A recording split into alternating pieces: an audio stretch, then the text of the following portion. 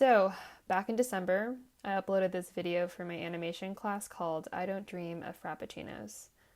A lot of people asked me what the video meant or how I did it, so after 7 long months, I've finally gotten around to doing this. If you haven't watched the video, you should. So, the beginning. In October, I had to start thinking about my final for my 2D animation class at school. All I knew was that I wanted to incorporate characters I'd used in prior animations and do some sort of buddy adventure. I actually came up with style first rather than the plot. Practically, I had to think about the actual drawing portion. I needed to make sure I could put out drawings at a reasonable pace that wouldn't burn me out or make me resent my project. So I decided on simple lines and little to no coloring, as that is what I was most comfortable doing.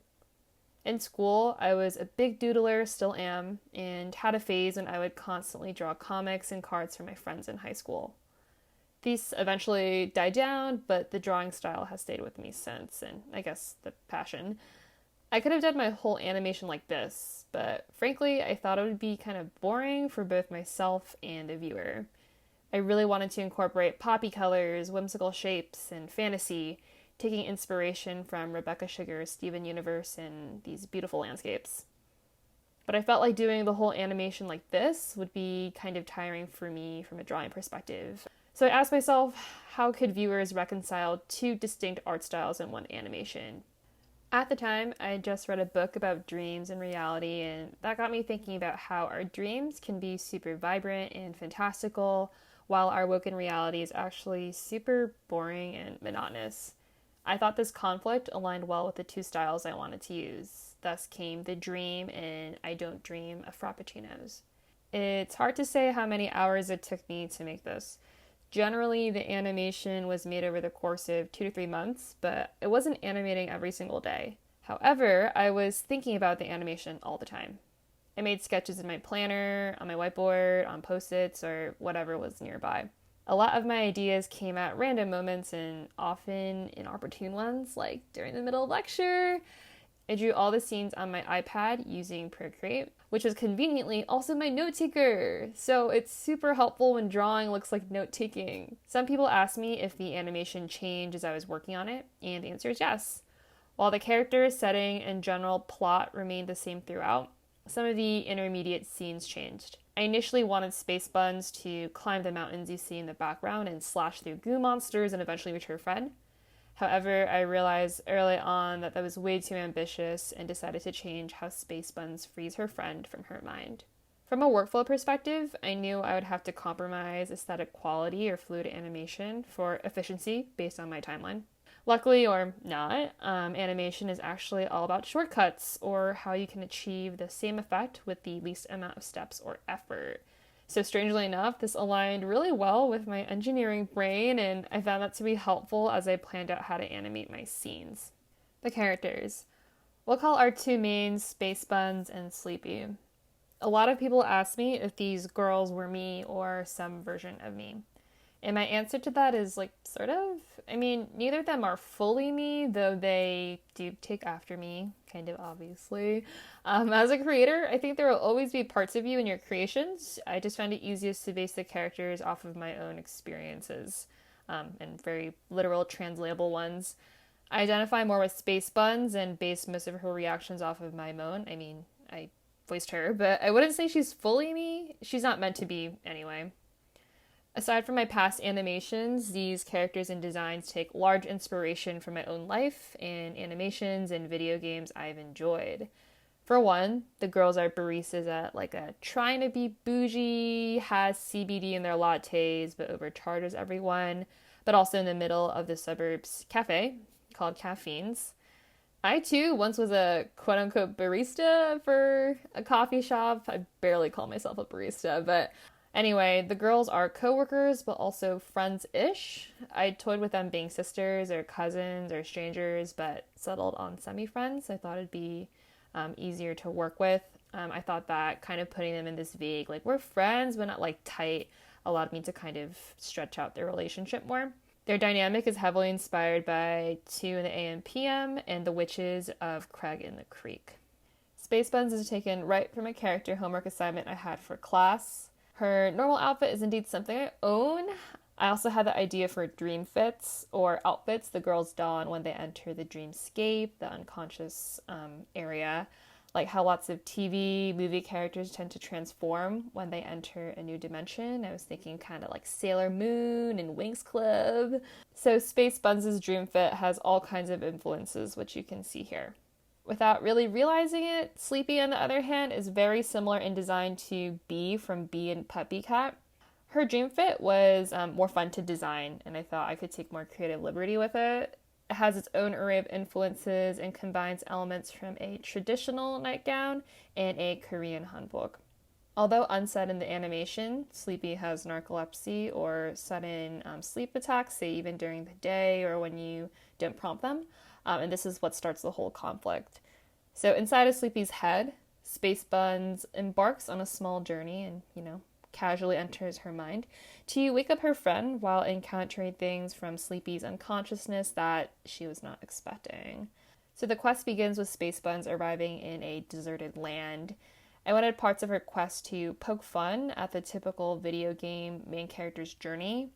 I'm thinking of a talking animal companion, no obvious clues, but just the main character's hero intuition, etc. Superficially, Space Buns' final goal is to find her friend so they can get these customers out of the way. But as she progresses through the quest, she finds some darker secrets that Sleepy holds from her. The mission becomes more of Space Buns wanting to free her friend from this dream grip to, yes, help the customers, but to also talk to her as a friend.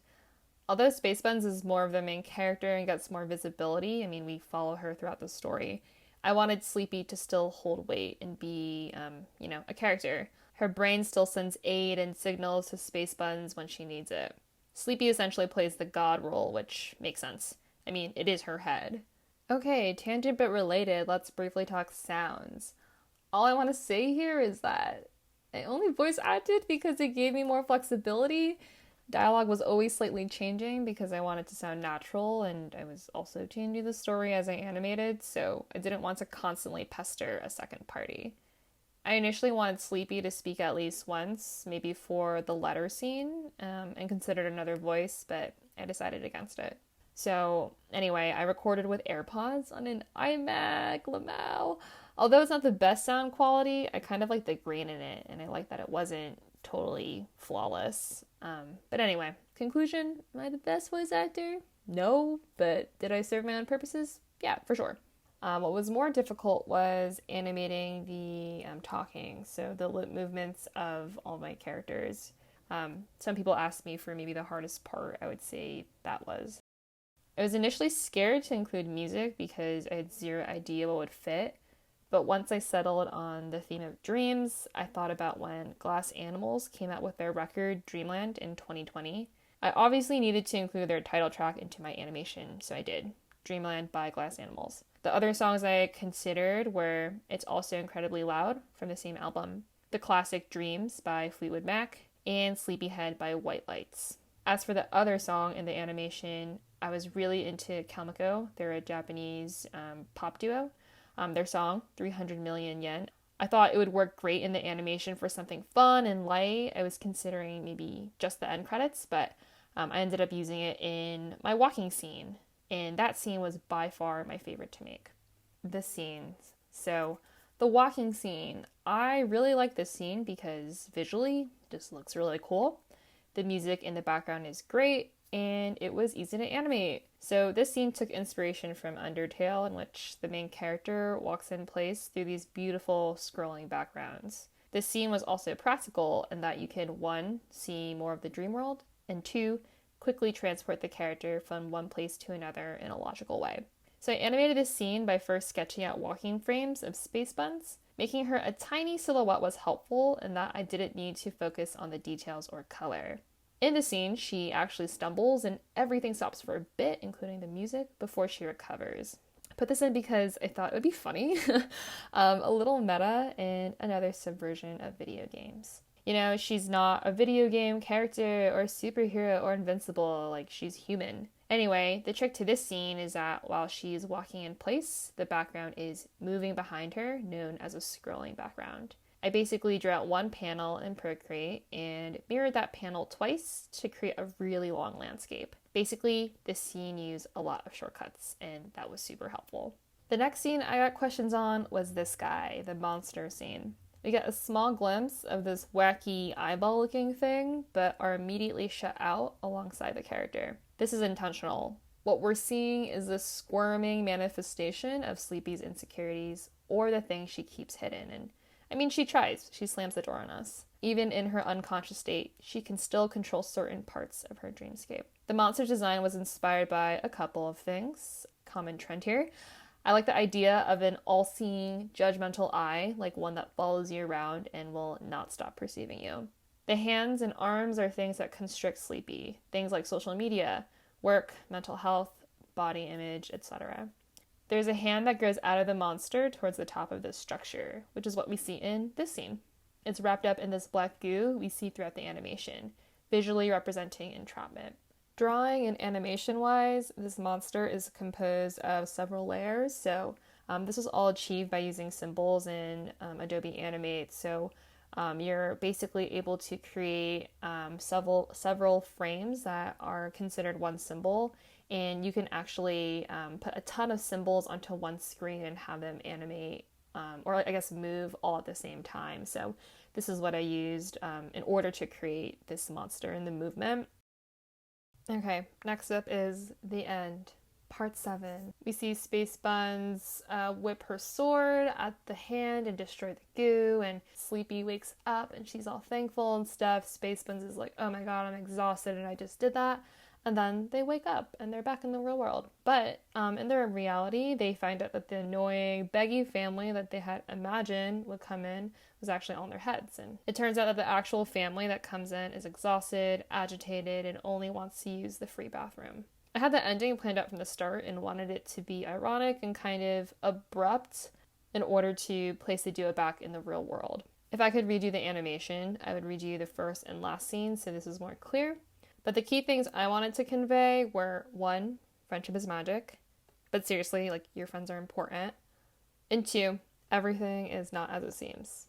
So, aka My Little Pony and Wizards of Waverly Place. If I had more time or made a follow-up, I would want to explore more of Sleepy's head and how her unconscious landscape came to be. I think it would also be fun to explore more of the duo's origin story and the first time Space Buns enters Sleepy's head in that experience. Another thing I'd like to explore was just their conscious day-to-day and Sleepy and Space Buns just kind of hanging out. I think that'd be fun too. Overall, I love this animation and will hopefully make more things in the future. It felt really strange to put something out that I worked on and thought about for so long, but I'm really glad that I did. And to be fair, it was a graded homework assignment. My final, actually. But otherwise, go tell your friends you care about them and, tip your service workers. Okay, that's it.